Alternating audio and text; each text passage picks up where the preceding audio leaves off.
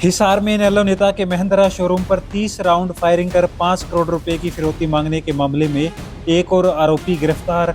आरोपी को साइप्रस देश से पकड़ा।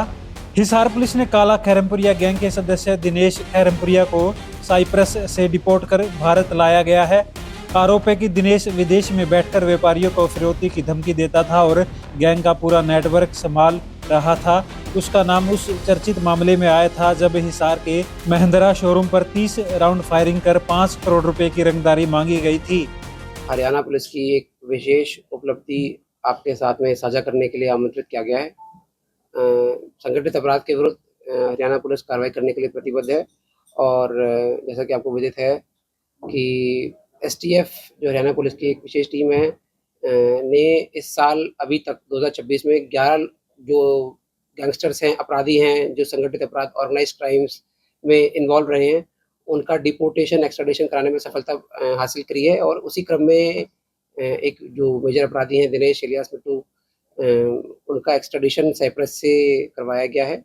और ये पहले भी हरियाणा में अन्य जगहों पे फायरिंग वगैरह की घटना को अंजाम देने में और उसको कोऑर्डिनेट करने में अन्य गैंगस्टर्स वगैरह के साथ में संलिप्त रहे। तो मैं मानता हूँ कि इनकी गिरफ्तारी से जो ये ऑर्गेनाइज्ड क्राइम है और फायरिंग्स वगैरह की घटनाएं उस पर अंकुश लगेगा और इस इन्वेस्टिगेशन में हमें और अन्य लोगों के बारे में भी जानकारी प्राप्त होगी जो इस प्रकार की अनैतिक और इलीगल गतिविधियों में संलिप्त है। आपको जैसा विदित है कि भाई ये यहाँ पर एक महिंद्रा शोरूम पे फायरिंग हुई थी 2024 में, उसमें इनका एक्टिव पार्ट था और इस मुकदमे में 3 लोगों की एनकाउंटर में मृत्यु हुई थी और 5 लोग अभी तक गिरफ्तार अन्य किए जा चुके हैं और कुछ और भी अन्य लोगों की गिरफ्तारी पेंडिंग है, जिस पे हरियाणा पुलिस पूर्ण रूप से कार्रवाई कर रही है और जैसे भी उसमें जो भी प्रगति होगी उसके बारे में आपको अवगत कराया जाएगा।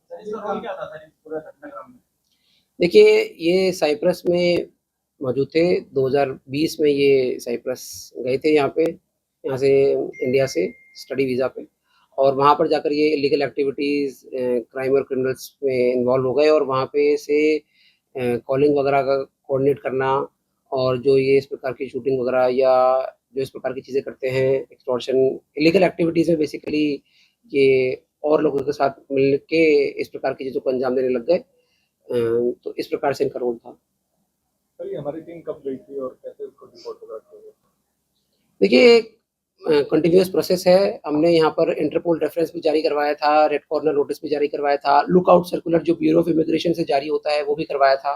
तो उसको थोड़ा मैच्योर होने में टाइम लगता है, बट मैं धन्यवाद देना चाहूँगा जो फॉरेन कंट्री में जो हमारे पैरेलल काउंटर पार्ट्स हैं साइप्रस में, उन्होंने बड़ी सहायता करी है। मिनिस्ट्री ऑफ एक्सटर्नल अफेयर्स ने इसमें बड़ा एक मेजर रोल प्ले किया और एसटीएफ ने तो जो कोर काम है वो किया ही है।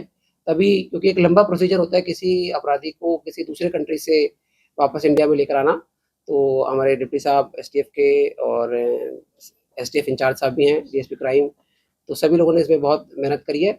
और भी जैसे अपराधी हैं जो इंडिया से बाहर हैं और इस प्रकार की चीज़ों में संलिप्त हैं, उनको ये मैसेज है कि Haryana police is after you और डेफिनेटली उनको भी वापस इंडिया लाएंगे and we will take action as per law. एक और हाँ जी,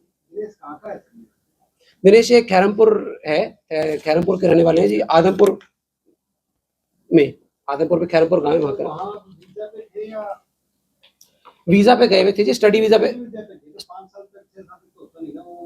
ये बात आपकी ठीक है जी, स्टडी वीजा का एक फिक्स ड्यूरेशन होता है, तो उसके बाद में ही वाज ओवरस्टेइंग यस। कौन से गैंग से जुड़े हुए? देखिए जी, गैंग वगैरह से जुड़े होने के बारे में तो मैं कुछ कमेंट नहीं कर पाऊंगा और आपसे भी मेरा निवेदन है कि भाई as members of responsible media हमको अपराधियों का और ये गैंग और गैंग कल्चर का महिमा मंडन नहीं करना चाहिए।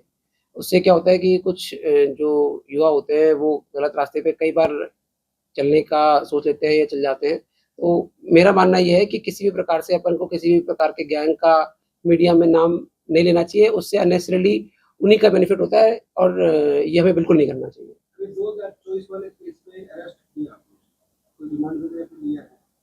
हाँ जी, अभी कोर्ट में पेश करके रिमांड लेंगे, बिल्कुल रिमांड और जो आगे कार्रवाई वो करेंगे। सर, अभी इस मामले में और कितने लोगों के संलिप्त होने की संभावना है? 5 लोगों के संलिप्त होने की संभावना तो है ही जी अभी, मतलब जो अभी हमारे पास इन्फॉर्मेशन है और बाकी फिर उनके अरेस्टिंग के बाद में अगर कुछ और इन्फॉर्मेशन मिलती है तो आपसे शेयर करेंगे। सर अभी अकेले इसी को डिपोर्टेशन हुआ है या और लोग भी आए साथ में? इस केस में तो इन्हीं को डिपोर्ट किया है। सर अब तक कितनी गिरफ्तारी हो चुकी है इस केस में? और इस केस में जैसे मैंने आपको बताया जी कि भाई 3 लोगों का तो एनकाउंटर हो चुका है जी। 3 लोगों का एनकाउंटर हुआ था सोनीपत में, जिनकी मृत्यु हो गई थी एनकाउंटर में, और 5 लोग अरेस्ट हो गए हैं और 4-5 नहीं 5 में इन्वॉल्व हैं। जो 5 अरेस्ट हुए हैं उसमें ये he is one of them, और जो और लोगों की गिरफ्तारी बाकी है उसमें से काफी लोग भारत के बाहर हैं, तो उनको भी एक्स्ट्राडाइट या डिपोर्ट कराने की कार्रवाई जारी है।